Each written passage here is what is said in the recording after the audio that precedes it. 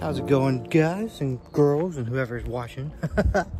As you're just seeing, I just jumped out of my van. So that's what today is. We're gonna go through, look at the van. I'm gonna explain a little bit, stuff here and there. Let all of you take a look at what I'm working with and what's gonna be joining me and transporting me on this journey that I'm taking, all these video diaries, and especially going from east to west, you know. That series is going to come out soon. I'm so ready for it to happen. So excited. I'm ready to get out west and just experience things and just see how that goes. So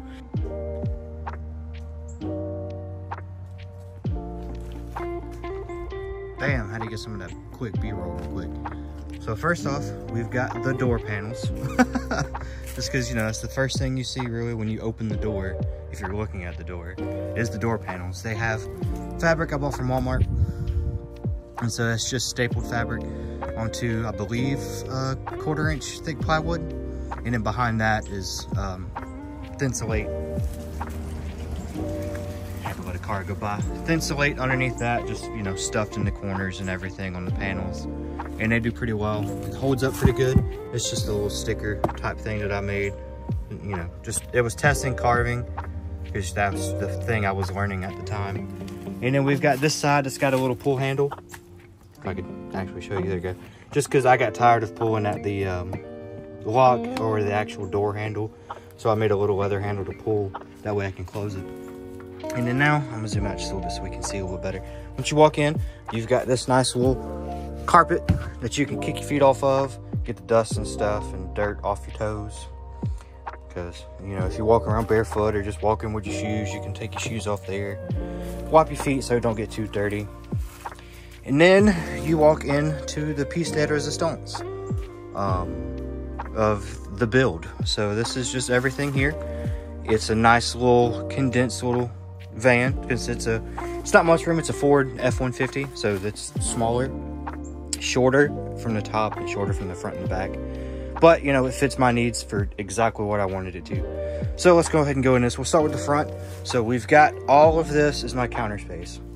So that, from right to left, we've got those two drawers, or not drawers, they're cabinets.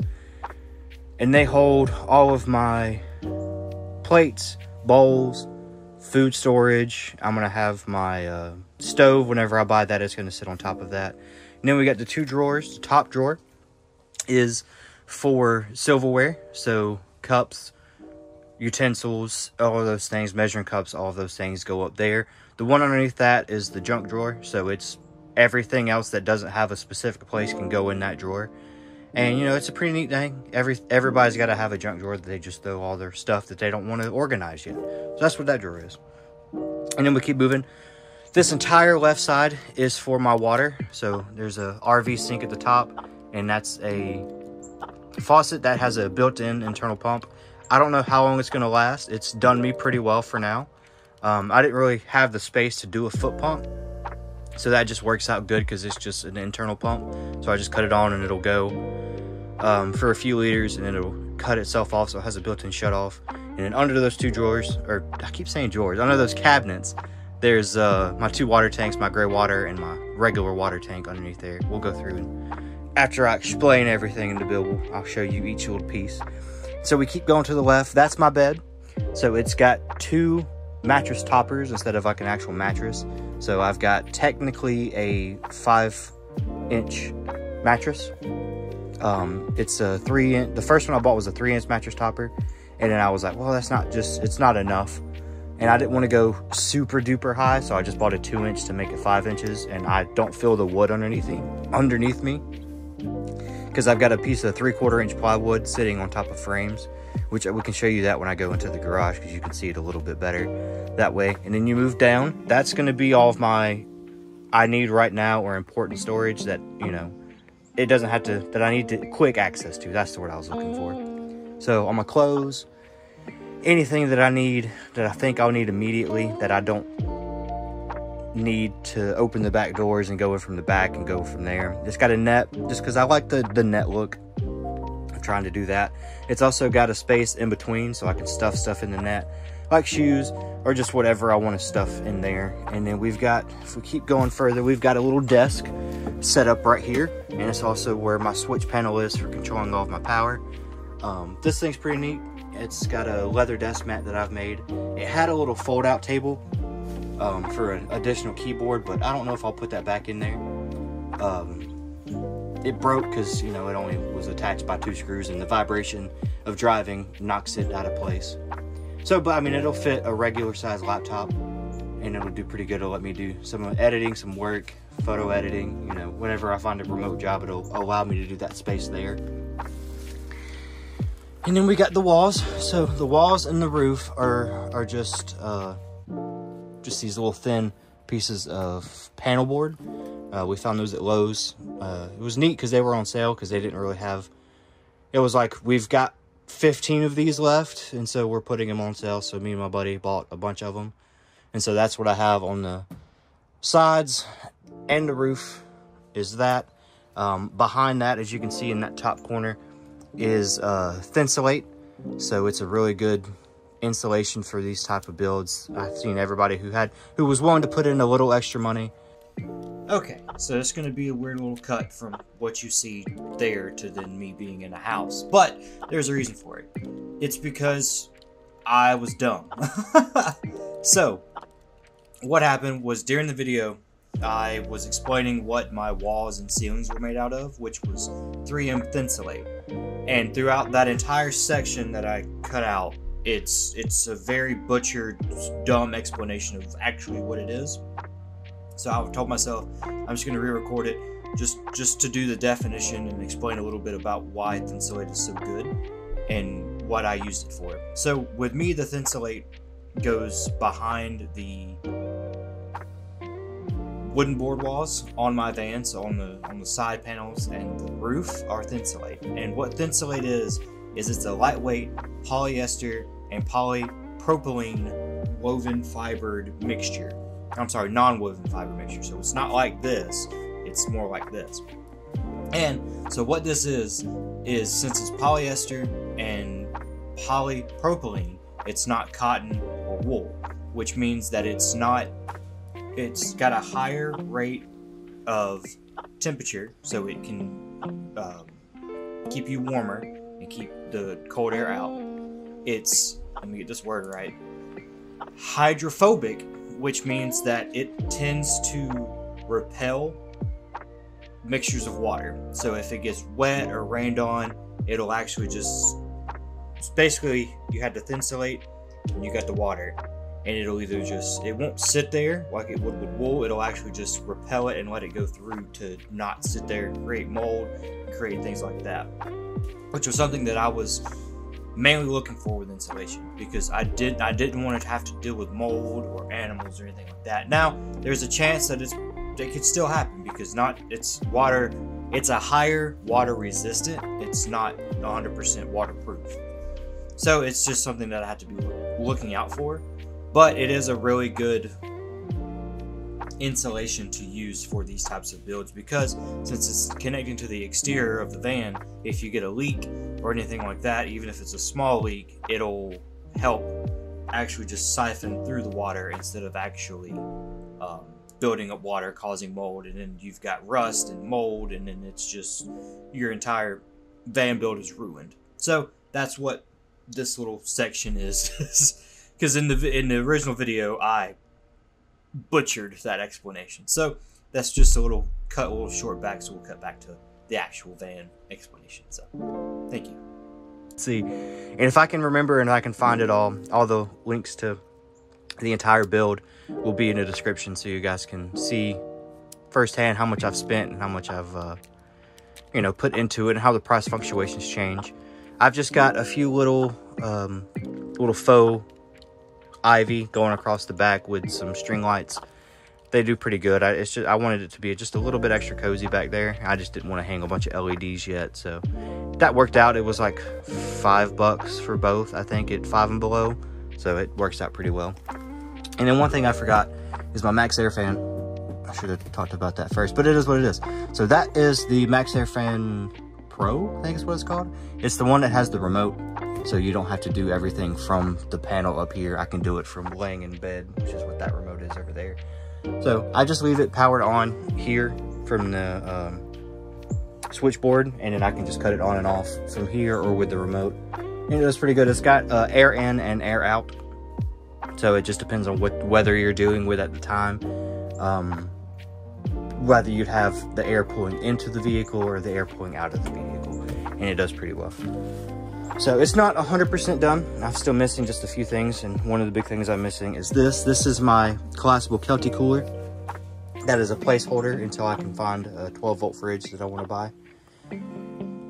It does pretty well for when I take trips, you know, if I go like a weekend to North Carolina or just like a weekend trip out somewhere. I can fill it up with ice and it'll generally hold, especially since it's the winter months and the fall months. It stays a little bit colder, so I don't have to worry about it melting all the way. So it does pretty well there. And that's where I'm going to put the 12-volt fridge whenever I purchase that, which is going to most likely, hopefully, be before I head west, is the goal for that. Both of these are just the standard seats that came with the vehicle. That I don't have swivel seats, just because there's just not enough for. If I didn't put the cooler here, I could probably turn this one into a swivel seat, but it is what it is. I don't really use it because I just swing back here. Most of the time, if I'm eating or just chilling, I'm sitting on the floor. Something I've grown to actually like, but I do have a chair that I can pop up here. It's one of my camping chairs that I just sit in here because it's neat. And this was a little gift from a friend. It's just a little car trash can. It does pretty well because I don't generate a lot of trash. But I feel like once I actually start full on in here, I might buy another bag or something, just because, you know, you'll start building up more since you're actually living in the van. So we'll take a little trip to the back. All right, so here's the garage. That quick and easy. I found this REI bag. It's a 100 liter, basically like a big tote that I'm going to use to keep majority of my stuff. When it's actually up, it fits this whole space really well. And if I wanted to, I could buy another one and use this space, but I'm gonna just start with one for now, and I can just use this space for some other stuff. The way we've built this is this piece cuts in that way, so I can store some stuff right up against that cubby, and it just comes all the way down. This is the bed piece I was telling you about. It's just 3/4 inch plywood. So this is gonna be all my storage. This is gonna hold my hiking bag, basically anything that I don't need right away, but I am taking with me. Which I haven't made a list of what all I'm taking with me now, which is something I got to do, but I've got a few months to figure all that out.